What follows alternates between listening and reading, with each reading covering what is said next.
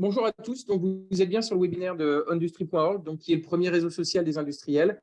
Industry a été créé pour vous permettre d'échanger, de networker directement sur les sujets du quotidien et de transformation vers l'industrie du futur. Donc, sur la plateforme Industry avec un y.org, vous allez pouvoir retrouver vos pairs, des actualités, de la veille sur l'industrie 4.0, mais également des formations gratuites et puis des webinaires comme aujourd'hui avec des grands patrons ou des grands innovateurs de l'industrie.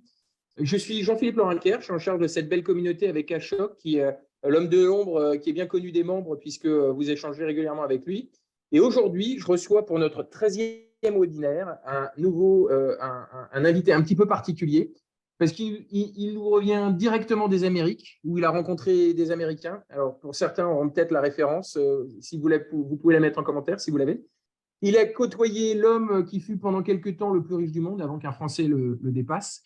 Il a participé à une aventure industrielle qui est en train de faire exploser un secteur d'activité qui représentait il y a encore peu de temps 10% des emplois en France. Et il a lancé la seule start-up qui est à la fois basée à San Francisco et Angers. Il n'y en a qu'une, c'est celle-là. Bref, j'ai l'honneur et j'ai la chance de recevoir Luc Leroy, qui est l'ancien patron de l'automatisation de Tesla et aujourd'hui fondateur de Full Speed Automation. Bonjour Luc, comment vas-tu? Bonjour JP, merci beaucoup, bonjour à tous. Ça va, alors je m'excuse d'avance, j'ai une laryngite post-Covid qui dure depuis 2 mois, donc ma voix s'enraye un peu de temps en temps, mais je ferai un effort pour que tout le monde comprenne. Super honoré d'être sur ce beau panel, donc je suis un gros fan de Industry, et puis il faut encore honorer d'être l'invité de JP, de Ashok, et puis de ce beau panel, une belle audience. Donc j'espère qu'on aura beaucoup d'interactions avec des questions-réponses.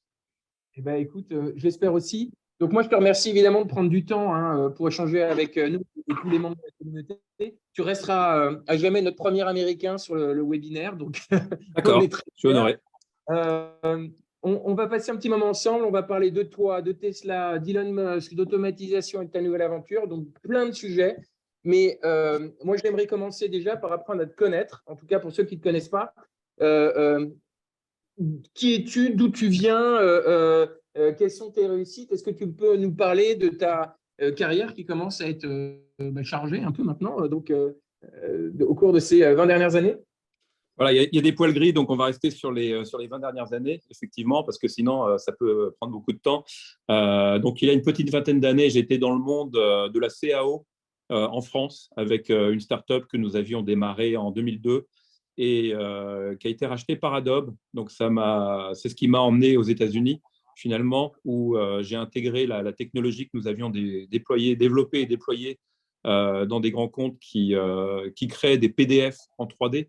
Donc aujourd'hui, la collaboration autour du CAD, ça paraît complètement banal. Il y a 20 ans, c'était des systèmes très fermés, très coûteux. Et par exemple, chez un fabricant, les gens de l'ingénierie ou même une verticale ingénierie, par exemple dans l'automobile moteur, avaient beaucoup de mal à échanger des données avec les gens du châssis et encore plus avec les gens du design. Et donc, vous pouvez imaginer les gens du marketing qui avaient besoin d'avoir du matériel sur des concept cars. En fait, ils finissaient par avoir de la 2D, des impressions, ce qui était quand même assez malheureux. Donc, la petite disruption qu'on a faite en 2002, c'était d'inventer le PDF 3D et où on s'était dit, en fait, finalement, un peu comme Adobe avait fait avec le PostScript qui est capturé à l'imprimante virtuelle. Nous, on a créé un GPU virtuel et donc les applications CAD pensaient qu'elles envoyaient de la donnée à un accélérateur graphique et en réalité, c'était notre logiciel. Qui capturait les primitives et avec un petit peu de reverse engineering, on arrivait à recréer les primitives pour faire des fichiers 3D.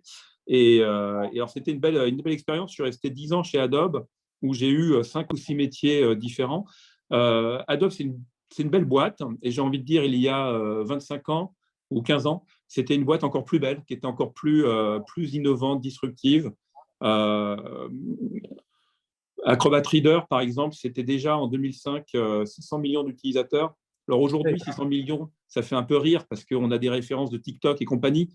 Mais à l'époque, il fallait développer tous les systèmes de déploiement, de sécurité pour pouvoir adresser tous ces clients, faire des mises à jour. Enfin, je vous laisse imaginer. Donc, j'ai eu cette chance. Je parle beaucoup d'Adobe parce que c'est là où, en tant qu'ingénieur français, avec un profil à la fois informatique et génie mécanique, j'ai atterri dans la Silicon Valley. Et pendant 10 ans, j'ai appris toutes les pratiques d'ingénierie d'excellence logicielle grâce à Adobe, où j'ai géré la PLM pendant 5 ans. J'ai géré les applications Acrobat et Reader, donc épaules très larges, pardon, sur ce sujet, parce que quand on a à peu près tous les gouvernements de la planète comme clients et qu'il faut faire un déploiement en 12 heures parce qu'il y a une vulnérabilité, on n'a pas le droit de trop blaguer. Donc, ça a été un gros accélérateur d'apprentissage. Et au bout d'une dizaine d'années, je commençais à tourner un petit peu en rond. Je voulais me rapprocher du monde de l'industrie, du manufacturing, qui est ma première compétence. Là, je suis allé dans le monde de la réalité augmentée pour les domaines de l'énergie notamment. Et j'ai compris très vite que, alors c'était super, des très belles technologies, mais qui avaient au moins une décennie d'avance en termes de vision. Et d'ailleurs, c'était en 2015. Et aujourd'hui, on n'a pas encore de lunettes en réalité augmentée. C'est encore une décennie d'avance, on va dire, hein. Dans les applications quotidiennes, que ce soit les HoloLens ou ce genre de choses, ça sert plus souvent de démonstrateur pour faire plaisir au C-level dans les ateliers que d'une réelle utilisation, hein, quotidienne. Ouais. Et mon constat, c'était surtout que la création de l'expérience est vraiment ce qui coûte cher. Donc, par exemple, nous avions des applicatifs sur des plateformes pétrolières pour des opérations qui sont effectuées tous les 20 ou 30 ans. Donc, les ingénieurs qui ont la compétence métier n'existent plus. Pour le coup, il y a une telle valeur ajoutée sur ces manipulations que dépenser 50 ou 100 000 euros pour aller créer le contenu, la procédure est nécessaire. Donc, du coup, le smart helmet à 15 000 euros n'est pas un problème dans ce contexte. Mais c'est vraiment des marchés très niches avec des applications très spécifiques. Donc, du coup, je suis parti au bout d'un an. Et puis, je me suis rapproché du manufacturing, puisque là, j'ai fait de l'additif. Donc j'ai été le vice-président d'ingénierie logicielle chez Vélo 3D, qui est dans mon village, en fait. Donc, c'était pratique. Et donc là, c'était super. J'ai pu mettre en application beaucoup des pratiques qu'on avait développées chez Adobe. Et j'ai commencé à observer vraiment un clash des deux mondes entre la partie OT traditionnelle de déployer une imprimante SLM à 2 millions de dollars qui va être capable d'imprimer des tuyères en titane et de voir la confrontation avec les gens dans l'usine, notamment les anticorps qui vont refuser de mettre cette machine sur le réseau. Alors que nous, on avait pris ça comme acquis, que bien entendu, la machine va être connectée. Et donc, c'était intéressant. Ça m'a permis de mettre un pied chez SpaceX, qui était notre premier client. Et puis, de fil en aiguille, 1 an et demi plus tard, je commence chez Tesla, et qui m'avait offert un travail pour aller, alors rien à voir avec le manufacturing, c'était intégrer l'autopilote dans le firmware du véhicule. Alors, on va parler de Tesla juste après parce que là, en effet, je pense qu'il y a beaucoup de monde qui est très impatient d'entendre ton aventure sur Tesla parce qu'en plus, c'est vrai elle est absolument passionnante. Mais alors, c'est amusant parce que tu t'es fait un peu là, toutes les hype curves des startups industrielles, donc que ce soit la réalité augmentée, que ce soit l'additif. Mais j'ai l'impression que tu étais toujours un peu en avance de phase dans ces hype curves. Donc, si on prend la hype curve Gartner, tu étais plutôt. À chaque fois, tu étais précurseur, on va dire. Et c'est cool parce qu'en réalité, chez Tesla, tu vas être précurseur, mais tu vas pouvoir mettre en application et vous allez cartonner de la façon dont on sait. Mais moi, ce qui m'intéresse aussi, c'est bon, tu es un gars des arts, tu fais partie de la mafia des arts. Normalement, tu aurais dû te retrouver à travailler dans une usine, à faire de la prod, à faire des opérations, etc. Pourquoi tu as basculé vers le software? Qu'est-ce qui t'a attiré là-dedans? En fait, ce qui est rigolo, c'est que avant les arts des métiers, j'ai fait un DUT informatique. Et moi, ce qui m'intéressait, c'était vraiment la méca, hein. Donc, j'ai fait génie mécanique par la suite. Et je ne suis pas allé jusqu'au bout, d'ailleurs, de mon master, puisque entre-temps, j'ai cédé à la tentation de la première startup. Donc, la première boîte que j'ai montée, c'était en 98. Euh, et alors, il y a eu un aspect financier, pour être honnête. C'est-à-dire en tant qu'ingénieur logiciel maison, dans Mieux. un petit éditeur de logiciels parisien de 55 personnes, j'avais une fiche de paye qui était 30% supérieure à ce qu'on me proposait en tant qu'ingénieur en méca, en fait. Donc, c'était la vraie motivation. Et puis surtout, moi, je faisais de la course automobile et puis je suis pilote amateur aussi en aéronautique. Donc, du coup, l'accomplissement de bricoler des voitures, en fait, on a même fabriqué notre propre voiture en championnat de France d'endurance. Donc, j'ai pu m'éclater sans les contraintes professionnelles d'un point de vue design mécanique, motorisation, etc. Donc, du coup, voilà, le logiciel pour itérer beaucoup plus rapidement et gagner de l'argent. Et puis, la méca avec les voitures de course et les avions, tout le monde est ravi. Donc, c'est comme ça que j'ai atterri dans le software. Et puis surtout, j'ai compris qu'en restant du côté logiciel, on peut développer des outils qui vont permettre de sublimer un peu l'intelligence humaine sur la partie méca, conception, manufacturing. Et en gros, c'est ce que je fais depuis une dizaine d'années maintenant. D'accord. Alors, tu as commencé à effleurer le sujet. Tu es arrivé d'abord chez SpaceX par l'additif. Et donc, tu arrives chez Tesla. Déjà, comment tu arrives chez Tesla? C'est un moment, ils t'appellent, ils te disent on aime bien ce que tu fais, tu nous rejoins. Pourquoi tu y vas? Parce que, bon, Tesla, il y a eu des hauts, il y a eu des bas, aussi bien en bourse. Enfin, il y a eu des moments où ils étaient quasiment à 2 doigts du dépôt de bilan. Enfin, pourquoi tu vas là-bas, quoi? Alors ça, c'est amusant. Alors, le truc très rigolo, je suis allé chez Tesla parce que j'étais en burn-out. Donc, ce qui paraît complètement dingue. Mais j'étais donc après mes aventures start-up, j'ai monté une boîte de robotique d'assistance pour les personnes âgées. Et là, pour une fois, j'étais en retard. Je suis arrivé avec 2 ans de retard sur le marché. Du coup, tous les investisseurs avaient déjà des conflits d'intérêts. Ils s'étaient déjà tollés avec des grandes boîtes comme Acer qui avaient montré qu'ils étaient capables de faire des robots absolument misérables. Plus personne ne voulait investir dans ce champ qui devenait saturé. Le fil de quoi, c'est ça. Voilà. Et en fait, Adobe me suivait depuis 1 an ou 2 et me proposait de revenir avec un job très intéressant puisque c'était pour être le patron des frameworks, en fait, des briques logicielles qui permettent de piloter l'expérience l'UX, donc l'expérience utilisateur, donc toutes les interfaces graphiques. Donc, c'est quand même une belle boîte d'UX Adobe. Donc, c'était un job super tentant que j'ai fini par accepter. Et je rencontre Doug Field, donc, qui était le Chief Engineering Officer, qui était le numéro 3 chez Tesla. On discute. Et puis, je lui fais savoir que 15 jours plus tard, je démarre ce boulot de senior directeur de l'UX chez Adobe. Et il me dit, non, donne-nous une chance, file-moi ton CV, on va regarder en interne. Et là, en moins de 4 jours, j'ai été embauché effectivement chez Tesla. Et j'ai été très impressionné pendant la procédure de recrutement, où effectivement, en 12 heures, ils sont capables de dépêcher 5 exécutifs qui vont chacun passer 45 minutes avec un candidat qu'ils viennent de découvrir, en fait. Donc, il y avait une petite excitation au niveau de, effectivement, il y a de l'agilité chez Tesla. Ce n'est pas que légendaire.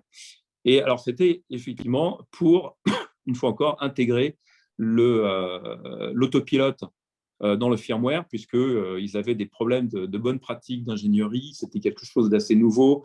La mise à jour logicielle des véhicules à grande échelle, donc la gestion de flotte avec l'autopilote, le tracking, le versionning on a 50 briques logicielles avec la traçabilité nécessaire pour mettre ça dans un véhicule. Ça, c'est des choses qu'on maîtrisait très bien chez Adobe, avec des briques logicielles chez Adobe. Il y a le Cortex qui génère des briques logicielles qui sont utilisées par toutes les applications Adobe, donc une compatibilité assez exemplaire.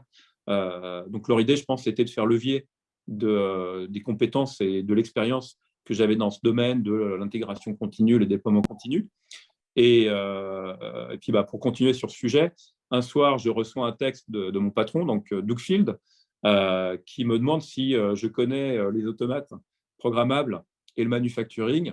Et automate programmable, j'avais travaillé une fois, c'était chez Velo pour les grosses imprimantes 3D que nous fabriquions pour SpaceX. Donc, je lui dis, je réponds en anglais, donc PLC, parce qu'en anglais, c'est un PLC. Donc, PLC, j'ai travaillé une fois avec. Manufacturing, ça fait 25 ans que j'en fais. Et là, il me répond good enough and fair enough. Donc, en gros, ça fera l'affaire. Rencontre-moi demain matin, 8h, usine de Frémont. Bon. Et tu sais pas pourquoi tu y vas, quoi. Je ne sais pas pourquoi j'y vais.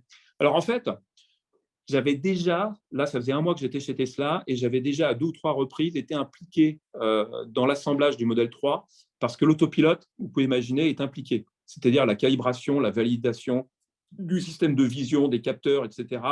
C'est le logiciel véhicule, en fait, qui communique avec le MES pour démarrer les actions de validation et envoyer les résultats des tests vers le MES. Donc, régulièrement, il fallait faire du fine-tuning ici et là sur le firmware, parfois sur l'autopilote, pour assurer la fabrication d'un véhicule viable et de bonne qualité. Donc, je pensais que c'était le sujet. Ce que tu appelles fine-tuning, c'est des itérations. Vous itérez régulièrement. Enfin, Oui. C'est quoi une vitesse d'itération normale chez Tesla? C'est 45 minutes. Ah oui, d'accord. Donc, toutes les 45 minutes, potentiellement, il y a une modification qui apparaît sur le… Potentiellement aussi rapide que le système peut compiler et déployer. Et ça, c'est ce qu'on fait, on va en parler, mais c'est ce que nous démocratisons avec Vitesse, notre logiciel, aujourd'hui, chez Full Speed Automation. Okay. Oui, c'est impressionnant. Et donc, 8 h du matin, usine de Frémont. Voilà, donc j'arrive, l'assistante de Doug Field me reçoit, on me file des pompes de sécurité, une casquette, des lunettes, elle m'accompagne vers l'assemblage du modèle 3, et là je découvre Elon Musk pour la première fois. On va passer 1 heure sur la ligne avec un chef de projet, Elon Musk, et puis Doug Field. J'ai rarement entendu autant de grossièreté en 1 heure, mais j'étais aussi impressionné de leur capacité, tous les deux, hein, Elon comme Doug, à faire du deep dive, vraiment à aller dans des sujets très, très précis, très proches de la machine ou du process, challenger les ingénieurs, demander aux ingénieurs d'appeler le manager pour mieux comprendre ce qui se passe avant de prendre des décisions. Donc ça, c'était quand même un gros réveil. C'était remarquable la façon dont ils sont capables de maîtriser tout ce qui se passe dans leurs organisations. Et en fin de ligne, donc à tout moment, je m'attendais à ce que Elon dise regarde, l'autopilote, ça empêche de faire ceci, cela, ou voilà ce qu'il faut absolument améliorer. Et en fait, je ne suis jamais impliqué. Je n'identifie pas de problème qui soit vraiment dans mon cercle d'influence. Donc, et puis, pour la petite histoire, étant en burn-out, moi, j'étais contributeur individuel. Donc, j'étais un directeur de la gestion de projet et j'étais le facilitateur de l'intégration de l'autopilote dans le firmware. Donc, je n'avais pas d'équipe. J'étais un électron libre, en quelque sorte. Et donc, je comprends assez mal pourquoi je suis là. Et donc, 1 heure plus tard, Doug Field me demande alors, est-ce que tu prends le boulot? Do you take the job? Et je comprends absolument pas de quoi on parle. Je venais de commencer chez Tesla il y a un mois, donc je dis que je viens de commencer il y a un mois. De quel job tu parles? Et il me dit Elon a viré le directeur de l'automation hier soir. On cherche un leader intérim pour aider l'équipe en transition le temps qu'on trouve le nouveau directeur de l'automation. Est-ce que tu peux travailler avec les managers de ce groupe-là pour les accompagner? Parce que là, avec le modèle 3, on est vraiment dans une situation difficile. La situation du modèle 3, tu peux la rappeler à cette époque? Il n'y a plus rien. Alors, donc ça, on est en février-mars. Donc là, cet épisode, on est en mars, je crois, 2018. Nous produisions entre 2000 et 2500 véhicules par semaine, là où Tesla était censé en fabriquer 5000 par semaine depuis 1 an. C'est la fameuse. Alors d'ailleurs, c'est très drôle parce que je l'ai appris plus tard. Il est possible que peut-être n'aurais-je pas rejoint Tesla si je l'avais su au moment où ils m'ont fait l'offre. Ils avaient 11 semaines avant la banqueroute à ce moment-là. Voilà. Donc, et ça, on va en parler parce que finalement, ça nous a permis de faire des itérations de malades avec une audacité complètement folle parce que finalement, l'organisation était tellement stressée et les dirigeants n'avaient rien à perdre. Du coup, quand je proposais des trucs complètement ahurissants, c'était vas-y, on n'a rien à perdre, donc on le tente. Et c'est ce qui nous a permis d'itérer très rapidement, de développer des solutions en edge décentralisées que personne ne fait, parce que nous étions dans ce mode un peu désespéré où il faut le tenter pour essayer de corriger la machine qui ne fonctionne pas, de toute façon. Donc ça, c'était l'enfer de l'automation, hein, ou l'enfer de la production que Ilan tweetait récemment, Automation Hell. Donc là, on est au pic d'Automation Hell en mars 2018. Et donc tu te dis, pour te reposer de ton burn-out, tu vas prendre le job. Mais en individuel, donc je ne suis pas manager, je suis responsable Manager, là, tu es en juste étant libre. en mode pompier et toi tout seul, c'est à toi de. On te dit, bah, vas-y, tu dégoulottes, quoi. C'est ça, avec une influence qui permet d'aller créer des synergies entre des équipes. Donc finalement, essayer de façon organique de Ça veut dire créer qu'à un un moment, petit tu as groupe matriciel. Ça veut dire que tu as un blanc-seing de Doug ou tu as une lettre de mission d'Elon ou de Doug qui dit bah, un sauf-conduit ou un laissez-passer qui dit en gros à l'équipe tout ce que Luc vous demande de faire, vous le faites, quoi. On te donne Alors, les pleins pouvoirs. moi, je pensais que c'était ça. Et au bout de quelques jours, je me suis rendu compte que ça n'était pas ça parce que ce n'est pas nécessaire. En fait, c'est la culture d'entreprise qui a été créée chez Tesla où on peut avoir un ingénieur junior de première ligne qui va être le champion d'un projet et qui va pouvoir parler à un directeur en expliquant les tenants, aboutissants et l'enjeu. Et le directeur va devoir se plier à la nécessité que va exprimer cet individu, en fait. Et donc, jamais dans mon mandat, je n'ai eu à utiliser quelques notions d'autorité. D'accord. Donc, il y a un alignement derrière un objectif commun, un bien commun, qui fait que tout le monde va dans le même sens. Si on fait parce que Jérôme a posé la question, c'est quoi les 3-4 points de culture qui t'ont industriels, qui aussi se retrouvent dans la culture des opérations, qui t'ont ébahi ou étonné positivement ou négativement d'ailleurs, hein? Ouais. Alors, à la fois positivement, et donc ce que je trouve moi très joli en termes de développement organisationnel et de culture d'entreprise, c'est que c'est un inconscient collectif, c'est presque un culte ou une secte, hein, qui est motivé par la mission d'accélérer la transition vers d'abord le transport durable, puis l'énergie durable. Et donc, il y a un côté un peu sectaire avec des individus très intelligents parce que la barre est très haute à l'embauche, il faut le reconnaître aussi. Donc, ça aide une densité de talent super élevée. Du moins à l'époque, je ne sais pas comment ça a évolué depuis, mais ça, c'était remarquable. Et pourtant, j'étais passé dans des boîtes où les gens n'étaient pas débiles, hein, mais là, c'était quand même encore un cran au-dessus. Et donc, le côté, il ne faut jamais lâcher. Ça, et nous, on le retrouve aujourd'hui chez Full Speed. Ça, c'est une des valeurs positives, hein. Nous, on appelle ça le grit, la ténacité. Donc, il y a une ténacité, il y a une récompense sur le comportement qui compte autant que sur ce qui est livré.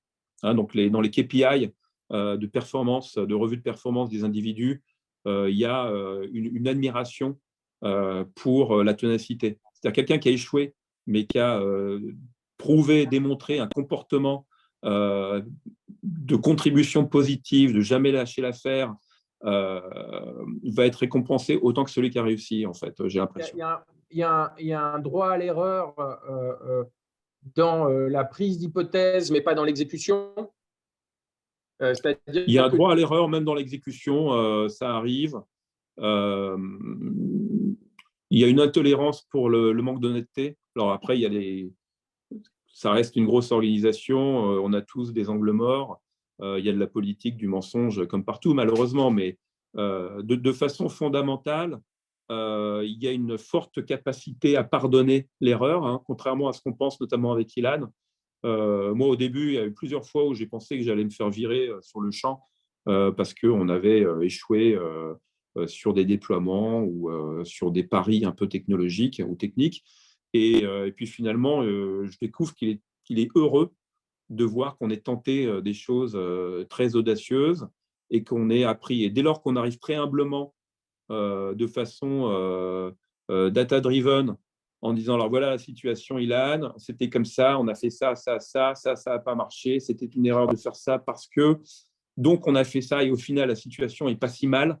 Il y a des leaders qui auraient été hystériques et qui ont expliqué que c'était des décisions débiles et on n'arrive pas à comprendre comment ça a été fait. Et puis, lui, il va se réjouir, en fait, tant qu'il y a le comportement qui est positif et qui montre qu'on ne lâche pas l'affaire et qu'on a tout donné pour atteindre cet objectif, c'est apprécié parce que ça contribue à la culture d'entreprise.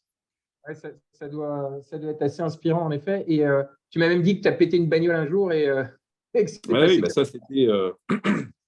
bah c'était vraiment intéressant. C'est qu'un jour, on a cartonné une caisse de modèle 3 dans le body shop. Donc, en fait, il y a les robots qui font les soudures pour assembler les panneaux du modèle 3. Et puis, ça, c'est quand on est passé. Alors, je crois qu'on passait de 5000 à 7000. Donc, c'est rigolo parce que pendant 1 an et demi, l'équipe a eu du mal à atteindre les 5000. Mais en 8 mois, on est passé de 5000 à 7000. Alors, tout était designé pour du 5000. Donc, ça, c'était une performance quand même assez admirable. Et c'est là où il y avait un peu la revanche face aux médias et aux négationnistes Tesla, euh, qui prouvaient que le modèle, finalement, il a marché. Donc, Ouais. l'automation hell et compagnie, qui a été très difficile au démarrage, finalement, ça a montré que derrière, la deep automation de Tesla permettait d'accomplir des miracles. Ah oui. Et donc, effectivement, un jour, on poussait un peu dur l'équipement. On était sur des grosses rampes d'accélération partout, aux limites. Et puis, on a cartonné un robot dans une caisse de modèle 3 qu'on a défoncé. Puis, en plus, elle est tombée contre la paroi en plexi. On a plié les tubes. Enfin, c'était très impressionnant sur le coup. En réalité, il y en avait pour quelques milliers de dollars de coût et on a réparé ça en 2 heures, donc ça allait. Et je ne l'ai jamais vu aussi heureux. Parce que, Voilà. en revanche, tu pètes une carrosserie dans l'usine, Elon est au courant, il est sur place et il est content. C'est-à-dire que le gars, il est dans l'usine, quoi. Ouais, il était 1 heure du matin, il était un peu plus d'1 heure du matin, il était dans l'usine. Généralement, on travaillait avec lui de 8 heures le soir à 4 heures du matin, donc tous les jours. Et puis à 4 heures, il allait dormir et à 8 heures, il revenait. Donc c'est quand même une machine, ce type-là. Ça, c'est vraiment unique et admirable de pouvoir travailler avec des leaders. J'ai appris énormément de choses, vous pouvez imaginer, même sans interagir. Parce que moi, j'ai eu une douzaine d'interactions, hein, j'ai eu une douzaine de face-à-face avec Ilan sur 2 ans et demi. Donc, ce n'est pas non plus toutes les semaines. Mais de l'observer lorsqu'on est avec un minimum d'intelligence et d'analyse, il y a énormément de choses à en tirer, oui. Et On parlera d'Elon un tout petit peu plus tard parce que là, on n'a toujours pas dégoloté le modèle 3. Euh, C'était quoi le problème? Comment tu t'en sors? Parce que tu es tout seul. Tu as certes les gens qui ont envie de t'aider. Tu arrives à la culture d'entreprise aide à mobiliser les forces vides, mais tu es quand même en crise. Donc, qu'est-ce que tu mets en place comme gestion de crise? Tu as une méthodologie particulière? Comment tu t'y prends, quoi? ouais, alors la méthodologie, c'est une méthodologie de terrain avec du diviser pour régner. Donc, en gros, on commence par le début de la ligne et puis on avance en documentant les modes d'erreur. Et puis là, on a une simplification extrême de FMEA et de Six Sigma où on dit, bon, là, il y a trop d'informations à processer, donc il faut qu'on simplifie à mort. Et donc, on analyse tout par 3 critères, sévérité, visibilité et fréquence, et on filtre à mort. Et puis là, c'est un peu vous savez, le jeu du marteau et de la taupe, là. Ouais. Et il y a les taupes qui sortent, il faut aller les marteler dessus. Donc, il y a un peu ce sentiment. Et ça peut ressembler à ça, mais en réalité, on développe de la méthodologie. Donc là, c'est la méthodologie agile appliquée au développement de la méthodologie. On part d'un état très simple, un peu le poulet sans tête, hein, qui court dans tous les sens. Et puis dans ce chaos, on identifie du pattern, on identifie les métriques, les KPI qui font du sens, et puis on rallie l'équipe dans ce sens-là. Et 1 an plus tard, c'est un process documenté qu'on livre à nos machine builders qui vont fabriquer les futures lignes pour la Gigafactory à Shanghai, vous voyez. Donc c'est ça l'idée. Et c'est ce qu'on développe aussi aujourd'hui chez Fullspeed. Seulement, tu as fixé le problème, mais tu as créé de la répétabilité C'est ça. pour les futurs Gigafactory, Shanghai, Berlin, etc., quoi. Voilà, c'est ça. Et donc, alors après, concrètement, il y avait de la surautomation au niveau des automates programmables, avec beaucoup trop d'intelligence dans des machines avec des langages qui ne sont pas faits pour. Hein. Donc, lorsqu'on a des automates aussi bons soient-ils, hein, c'est des bonnes machines, tout ça, mais à qui on demande de faire des appels sur des services web pour faire de la gestion de recettes. Euh, Moi, je l'ai vu très vite. Il y avait 3-4 pages dans l'éditeur d'une marque d'automates. Et en challenge, je prenais mon laptop à côté. Et en challenge, je me disais, tiens, je vais aller écrire ça en Python. Alors, généralement, ça me prenait 2-3 heures pour comprendre le ladder ou le graphe qu'il y avait dans l'automate. Et puis, je réécrivais en 20 minutes 12 lignes de Python. Et puis, j'allais voir le lead qui était propriétaire de cette machine. Et je le challengeais un petit peu en disant, c'est ça là qu'on essaye de faire, en fait, si je comprends bien. Et puis, le gars me disait, bah ouais, en gros, c'est ça. Donc, je lui dis, il n'y a pas un moyen de mettre du Python ou du JavaScript ou du C++ quelque part sur ces machines. Et en fait, ce qu'on a fait, c'est qu'on a sorti cette logique assez haut niveau des automates. On l'a mise, alors soit en Edge, soit dans le cloud, en fonction de ce qu'on avait, parce que pareil, on était en mode panique, pas le temps. Voilà. Et donc, en fait, on a commencé à développer du script qui était en Edge, qui souvent s'est retrouvé dans les IHM. Donc, l'autre problème qu'on avait, c'est qu'on surchargeait les IHM, on avait des problèmes de réseau, de performance, etc. Et on a rendu les automates un peu bêtes. Et en fait, très vite, je me suis rendu compte que les automates devenaient des pilotes pour le hardware.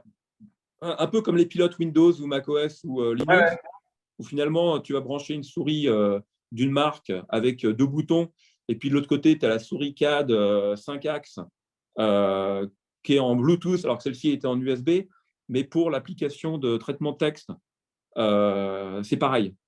Et parce qu'il y a une couche d'abstraction du hard en dessous, et c'est comme ça qu'on a utilisé les PLC. Et en fait, les automates donc, se sont vite retrouvés avec deux rôles, le côté safety, parce qu'il y a quand même l'aspect sécurité.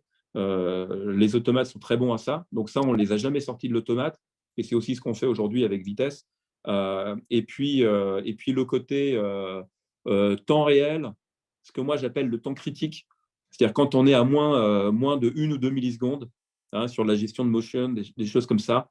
Ça aussi, ça reste dans les automates. Mais on fait en sorte que c'est pilotable avec des API ou avec des recettes depuis quelque chose. Donc, ce n'était pas défini encore à l'époque. Là, on l'a défini avec Vitesse, mais depuis autre chose. Donc, c'est du serveur tag, de l'IHM, du gateway, enfin, autre chose qui est en Edge ou dans le cloud local, en fait. Du coup, vous avez réussi à reprendre le contrôle sur les automates et sur les machines derrière, c'est ça? Ouais, alors avec des petites anecdotes, hein, on avait beaucoup d'automates qui étaient en surcharge processeur, qui après, on a pu diviser parfois par 2, voire par 5, le nombre d'automates nécessaires pour exécuter les mêmes process, parce qu'en fait, on a mis des choses en Edge.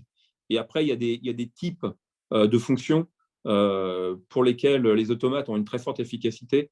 Hein, tout ce qui est gestion discrète d'entrée-sortie, en mode continu, etc., c'est vraiment designé pour ça. Il y a du FPGA, il y a du DSP, ça marche.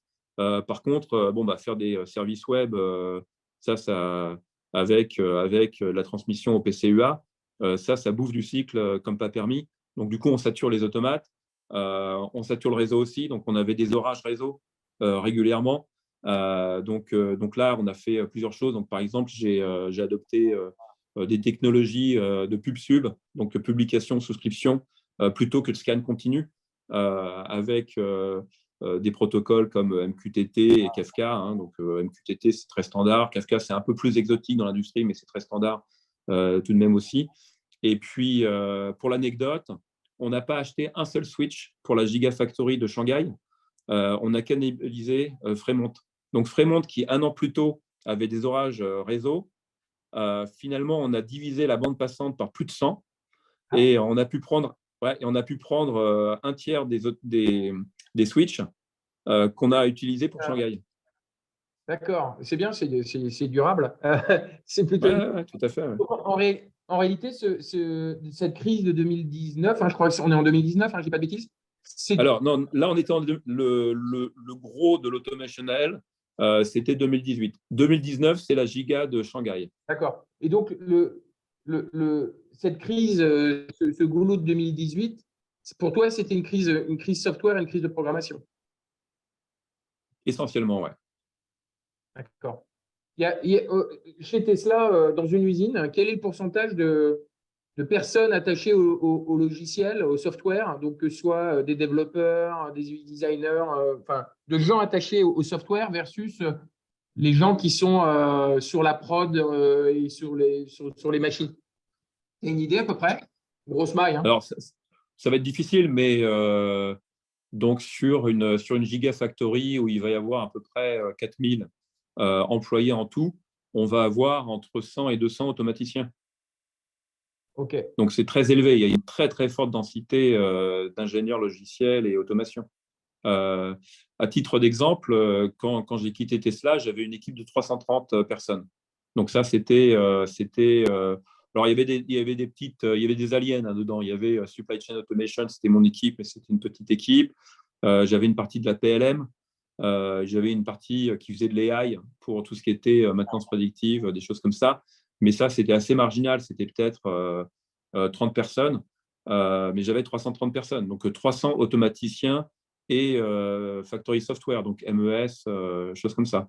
Ouais, et justement, aujourd'hui, l'écosystème software d'une gigafactory, c'est quoi? C'est un MES maison, c'est un MES marché, c'est un ERP maison, c'est des ERP marché. Tu as un peu cette vision-là de… Enfin, oui, tu dois l'avoir, mais… Oui, c'est tout maison, oui. C'est Ouais, tout. c'est tout maison, hein, c'est documenté. Hein, quand on reçoit, quand les fabricants reçoivent des appels d'offres, il y a effectivement les documentations d'API, etc. Donc, c'est public et je peux en parler. Mais oui, oui, il y a un MES propriétaire.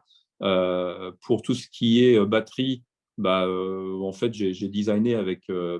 J'avais 3 architectes excellents dans l'équipe et on a designé un. En fait, c'est pas un MES. Moi, je pense que la notion de MES doit et va disparaître. Hein, de la même façon que dans le logiciel entreprise, on n'a plus le SAP qui pilote tout. On a des tas de microservices qui sont sélectionnés par les différents départements et tous ces services y communiquent. Alors, c'est pas vrai dans l'industrie, ça. SAP fait encore beaucoup de dégâts, mais c'est un On est autre d'accord, c'est pas vrai dans l'industrie, mais ça va arriver. En ouais. fait, il y a de tels bénéfices. Et puis, on l'a prouvé aussi chez Tesla et ailleurs. Hein, nous, on rencontre des sociétés qui, justement, étaient très humbles, voire complexées, de ne pas avoir embrassé l'industrie 4 depuis 5 à 10 ans. Et en réalité, ça s'avère être un réel avantage parce ils commencent maintenant avec des technologies et des pratiques qui sont beaucoup plus matures que ceux qui l'ont fait il y a 4 à 10 ans, Ouais. qui se retrouvent pieds et mains liés avec une marque, un protocole, un système centralisé. Et finalement, ça va contre. Ouais. Voilà, donc ça va contre la vélocité, l'agilité. Et puis, on a des PME aujourd'hui où finalement, on leur explique qu'ils n'ont pas besoin d'MES. Et puis, ils font développer par une SS2I 2-3 services qui vont répondre au cahier des charges, au sous-cahier des charges du MES, mais décentralisé et beaucoup plus efficace. Ça, c'est un truc contre-intuitif que tu m'as expliqué, que j'ai trouvé intéressant. Si on compare le marché américain et européen, celui qui est le plus de 4.0 n'est pas celui qu'on croit, hein, c'est ça? Exactement. Exactement. Il y a plus de dichotomie en France. Donc, les belles implémentations 4.0, on les trouve plutôt en France et en Europe. Donc, en Allemagne, bien entendu, mais aussi beaucoup en France. Donc, en France, il y a beaucoup de 2.0 et de 4.0. Hein, donc, on trouve encore des industries avec des choses qui sont faites à la main parce qu'il y a une forte valeur ajoutée, etc. Ça, c'est très vrai dans le Midwest américain. C'est même la majorité. Hein, donc, tout ce qui est bateaux de luxe, les remorques, hein, les Airstream, là, les trucs comme ça, tout ça, c'est des marchés qui ont été très protégés, très privilégiés, forte marge, donc ça n'a jamais été délocalisé en Asie. Bonne qualité, c'est fait à la main. Et puis, là, on est en industrie vraiment 2.0. Il n'y a même pas de motorisation au niveau des process de fabrication. C'est vraiment fait à la main de A à Z. D'accord. C'est fabriqué comme dans les années 30, quoi. Donc, il y a clairement un saut quantique, il y a un saut quantique que l'industrie française peut faire en passant directement du 2.0 au 4.0 avec les bonnes technos et en n'essuyant pas les plâtres comme ont pu le faire et pour faire des gains de compétition par rapport aux Américains qui sont Voilà. manifestement bloqués au 3.0, quoi. Ouais, c'est ça. En fait, mais c'est un petit peu ce qu'on retrouvait avec les comptes français qui ont adopté 4.0 il y a 5 à 10 ans. Les Américains, c'était le champion du 3.0, hein, puisque productivité, années 80-90, ils avaient investi énormément. Du coup, ça leur a donné un niveau de productivité satisfaisant, ce qui fait qu'ils ont très peu investi dans 4.0.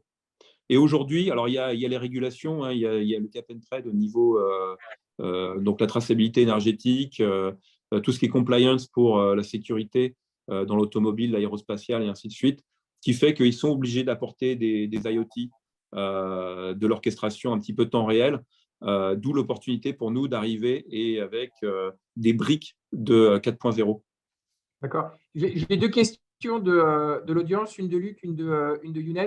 Celle de Luc est toujours sur Tesla. Hein, la part entre décision instinctive, hein, le gut feeling, et de l'autre côté, l'application du process en mode militaire, j'allais dire allemand, mais tu vois ce que je veux dire.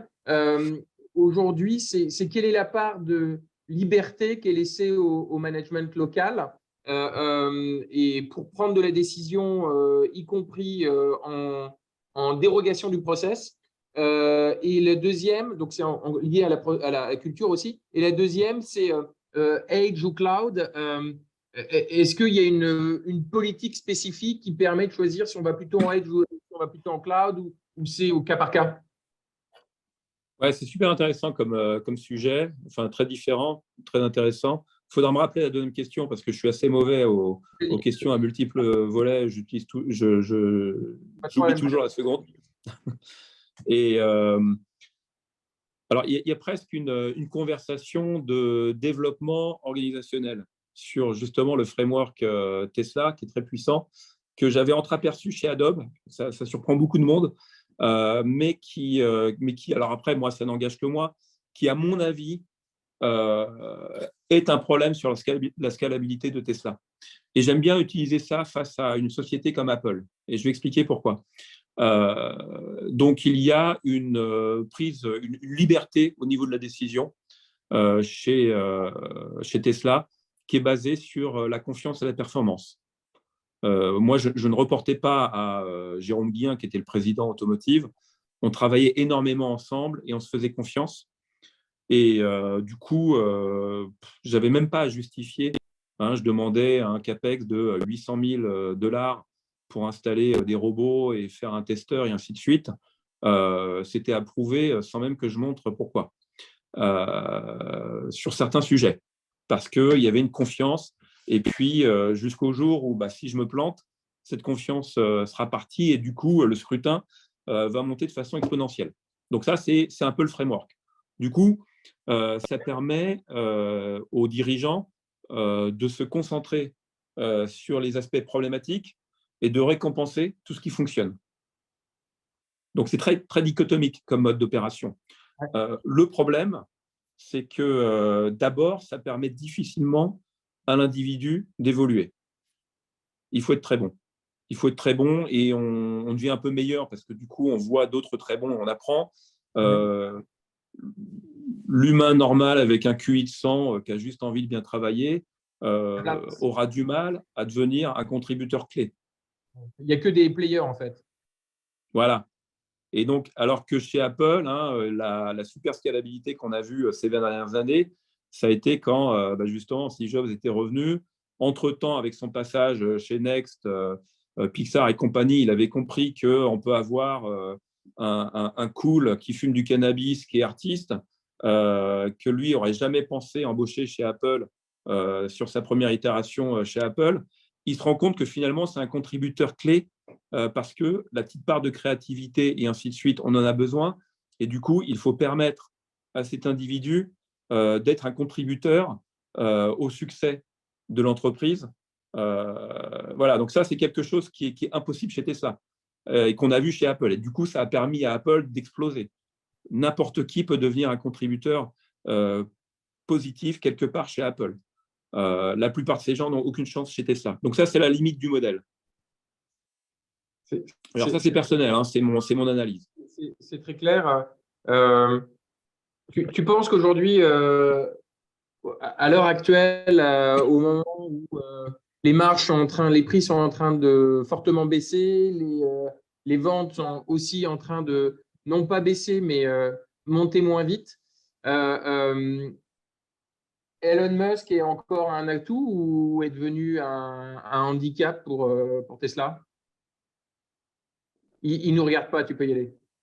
Non, mais alors, ça fait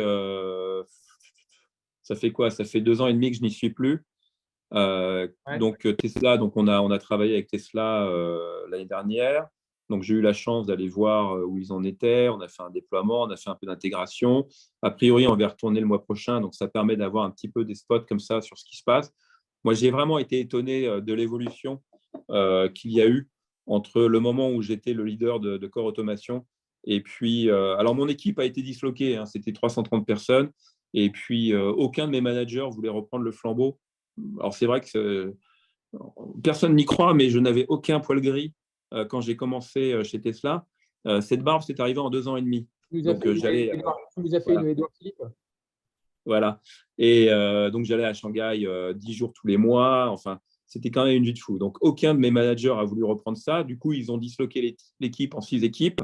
Et c'est très impressionnant de voir l'excellence d'un point de vue ingénierie et l'audace technologique de chacune de ces équipes à leur façon. Donc, il y a quand même une évolution. Si on peut faire une critique, là aussi, c'est personnel. Moi, la critique que je ferai à Ilan, c'est aussi brillant soit-il, parce qu'il est brillantissime. Lorsqu'une organisation grandit, je pense que c'est une erreur d'empêcher l'organisation d'apprendre plus vite que son leader. Oui. Et c'est ce qui se passe. Et on le voit chez SpaceX, où il y a une chef des opérations, ça se passe beaucoup mieux. D'accord. Ok, c'est très clair. Voilà. Il fait le Pour lien moi, c'est voilà. entre la strate et le terrain et c'est très clair. Une dernière question, mais là qui va nous emmener sur la dernière partie. Je suis industriel aujourd'hui. Je veux mettre du software dans mes produits parce que les softwares vont me permettre d'arriver à une nouvelle génération de valeur. Je commence par où et qu'est-ce qu'il ne faut pas faire? Alors, quand tu parles de software, c'est dans le produit qui est vendu, le produit Dans le final? produit qui est vendu, ouais, je veux inclure dans mon produit et aussi dans la façon de produire ce que je fais, je veux mettre du software. Par où je commence et qu'est-ce que je veux pas, qu'est-ce qu'il faut surtout pas faire? Alors, pour moi, ça, c'est un peu des mots-clés. Ouais, Liberté, indépendance, décentralisation. d'accord. Si tu me Voilà. en une phrase pour chacun de ces mots pour bien comprendre. S'orienter vers du standard ouvert, D'accord? donc des protocoles, des librairies open source tant qu'on peut. Euh, Tester et mettre à jour le plus tôt possible. Ça, bon, tous les gens qui font du lean, du manufacturing connaissent ça très bien, hein, mais c'est pas une fois qu'on a fermé quelque chose de connecté, par exemple, en fin de ligne, qu'on va tester si la connectivité fonctionne. Hein, on va tester ça avant de mettre les vis pour fermer ou la colle pour fermer le device, par exemple. Donc, toujours plus tôt. Et puis, c'est très vrai quand dès qu'il y a du logiciel embarqué, les pratiques d'intégration continue, de déploiement continu, Ouais, avec la traçabilité au niveau des versions. Il faut ouais, savoir, voilà, et ça, c'est quelque chose que je vois chez beaucoup de fabricants qui sont incapables de savoir sur quelle version de firmware ou de logiciel le device se trouve. Et du coup, ça a forcé un reflashage avec souvent des mauvaises surprises. Tout ça, ça coûte en temps, en qualité. C'est dommage. Donc, une gestion du firmware, etc., dans l'usine. Et alors, ceux qui viennent du monde des smartphones, du web, etc., disent oh, il faut dégager la couche OT. C'est à cause de ça, c'est parce qu'on gère tout ça. Il faut faire du logiciel IT partout aussi. Et alors, ce serait bien hein, si on pouvait faire ça. Ils ont essayé chez Tesla, c'était l'Automation Hell, justement. Donc, il faut faire un pont entre l'IT et l'OT. il y a des tas de pratiques IT qui sont très bonnes, qu'il faut exploiter dans l'OT. Mais il ne faut pas remplacer l'OT. Il faut aller tirer les fils et amener… voilà, exactement. D'accord. Et du coup, tu parlais d'Automation Ale. Tu l'as résolu avec 330 ingénieurs. Tu es parti de Tesla. Et maintenant, tu fais Alors non, quoi? on l'a résolu avec une soixantaine d'ingénieurs au début. Quand j'ai récupéré l'équipe, c'était non, c'était 80 ingénieurs. Voilà. Donc Okay. ça Tout le monde s'appelait est à 80. Automation Controls Engineering. Donc c'était cool parce qu'on était les ACE. Donc ça, c'était l'équipe d'automation quand je l'ai récupéré. Donc était l'automation controls. Donc tout ce qui était robotique, automate, IHM, interaction avec le MES, ERP, WMS, etc.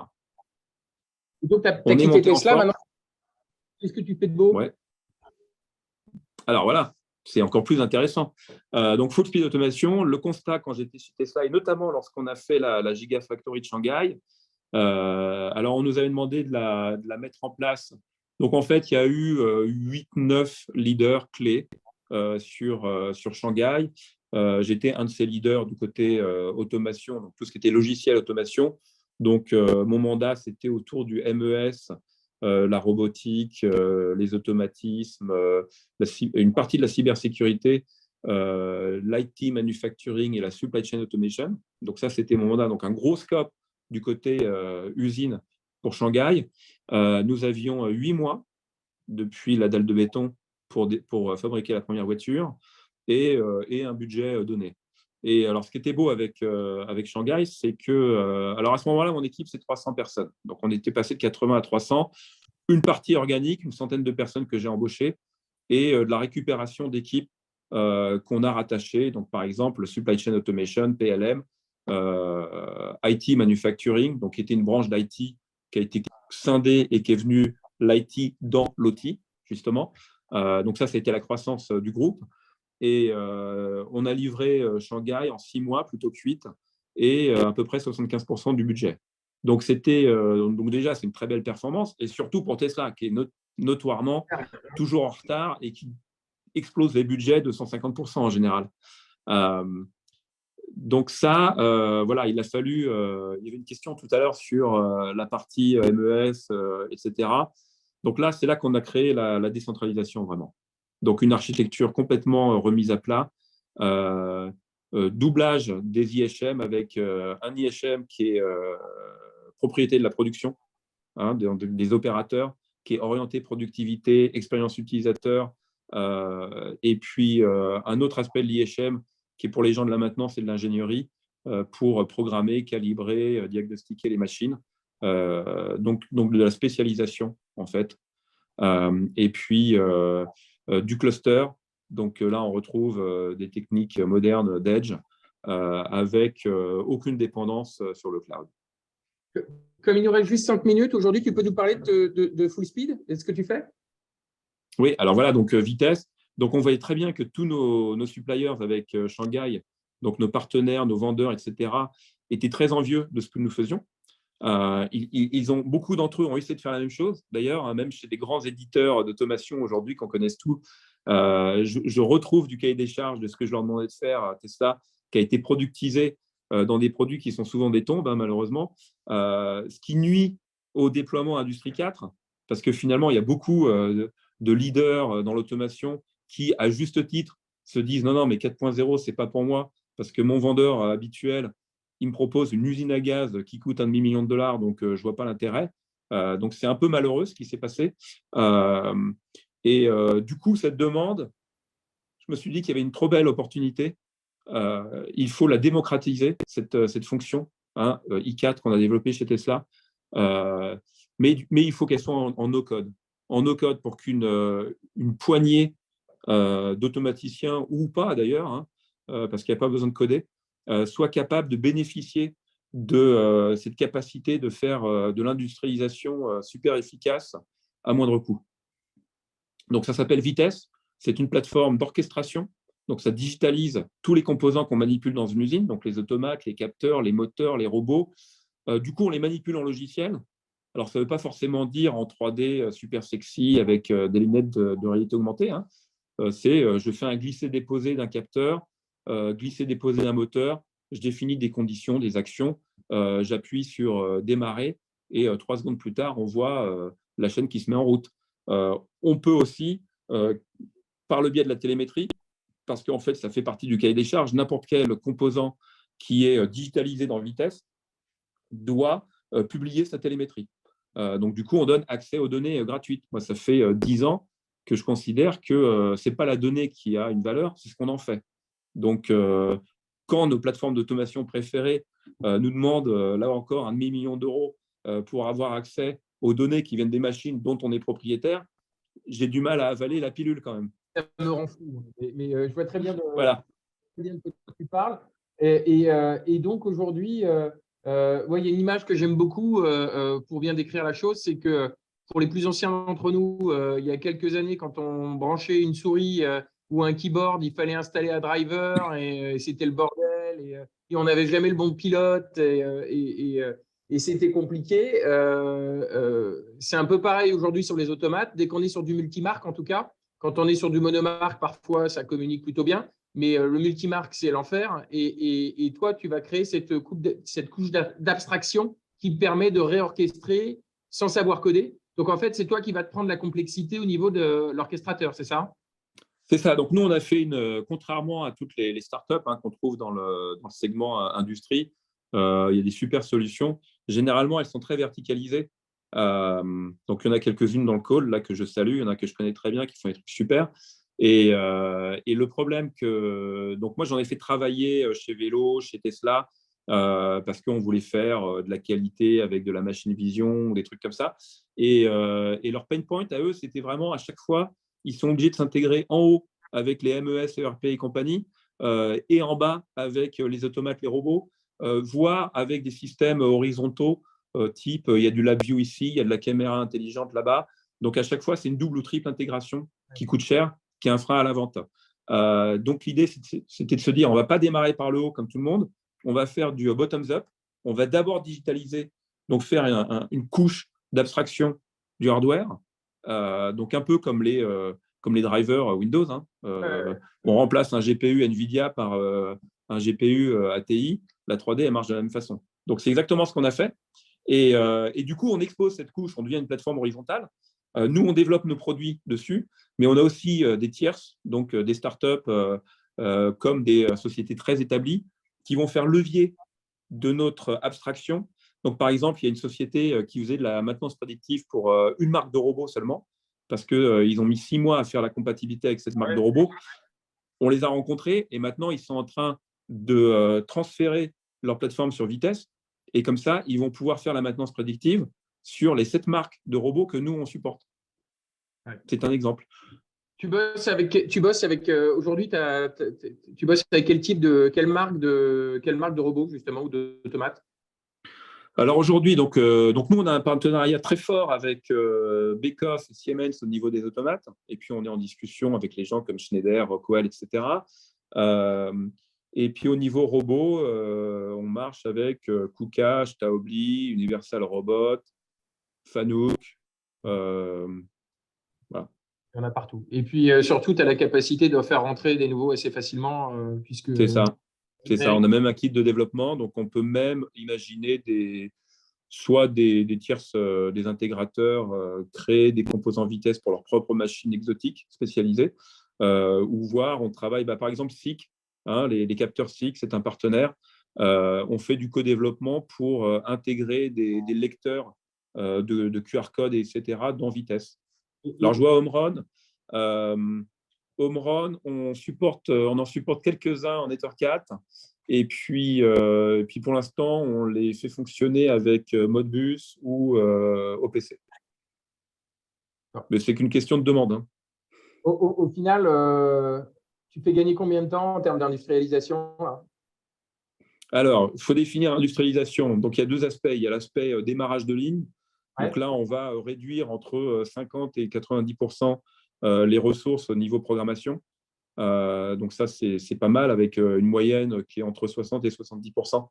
Donc ça, c'est important sur le démarrage. C'est vraiment là qu'il y a un gros retour sur investissement pour le client au niveau OPEX sur le démarrage. Moi, ce que je trouve plus intéressant, qui est moins mesurable dans l'immédiat, c'est la capacité à itérer super rapidement et ce qui remet tout en question. Donc ça permet beaucoup plus de flexibilité au niveau de la supply chain, du material flow, etc. Des choses que nos clients n'envisagent pas forcément aujourd'hui, où ils se disent, mais moi, je n'ai pas besoin d'itérer. Et en fait, non, le problème, il est à l'envers. C'est non, tu n'itères pas parce que tu n'y as jamais pensé. Mais si tu te mets à te dire que tu Tu es peux… contraint par la rigidité exact, de tes automates. Ouais. exactement. Et donc, on a dans l'alimentation, dans l'alimentaire, par exemple, on a des clients et prospects aujourd'hui qui sont extrêmement exigeants au niveau de la supply chain parce qu'ils sont limités au niveau des recettes. Alors que s'ils avaient cette flexibilité, ils pourraient s'adapter beaucoup plus facilement au niveau de la supply chain, voire faire du local. Ce serait pas mal quand même. Ouais, ça serait top. Ça me fait penser un peu à l'enfer des ERP où, au final, parce que tu as dû te taper des centaines de milliers d'euros de développement spécifique, tu ne veux plus bouger ton process. Ouais. Alors que si tu pouvais modifier ton ERP facilement, eh bien, tu adapterais ton process en fonction des contraintes clients. J'ai une dernière question de Clément. Il fait voler les baleines, Clément. Est-ce que tu interviens aussi en phase de conception de ligne ou uniquement à partir des lancements? Ouais, bien sûr. En fait, Il est en train de construire une belle usine. Clément. Bon, bah oui, il faut qu'on parle alors. Effectivement. On a même une approche consulting, en fait, parce qu'on se rend compte qu'il y a des compétences métiers qui manquent souvent chez nos clients. Et donc, il y a un aspect consulting. C'est généralement par là que ça démarre. Ça permet une prise en confiance. Par exemple, on a un client qui fabrique des batteries en Suisse. On a fait une première phase de consulting avec eux. Et le résultat de cette session de consulting, a été des correctifs dans les systèmes existants. On leur a même dit voilà comment il faut aller recoder ceci, cela, sans même proposer une seule licence de vitesse, parce que ce n'était pas nécessaire à ce stade-là.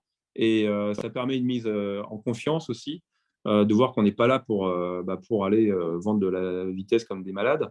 Et derrière, monter en charge avec, une fois que ça s'est corrigé, on va pouvoir investir sur la traçabilité, par exemple. Donc là, on va déployer Vitesse en mode Gateway IoT, parce que si on est capable de lire et écrire sur tous les automates, on peut se mettre en mode lecture seule et du coup remonter la donnée. Donc là, comme on a une plateforme no-code en plus, voilà, on génère la télémétrie automatiquement, on génère les tableaux de bord automatiquement, ils n'ont pas besoin de coder, etc.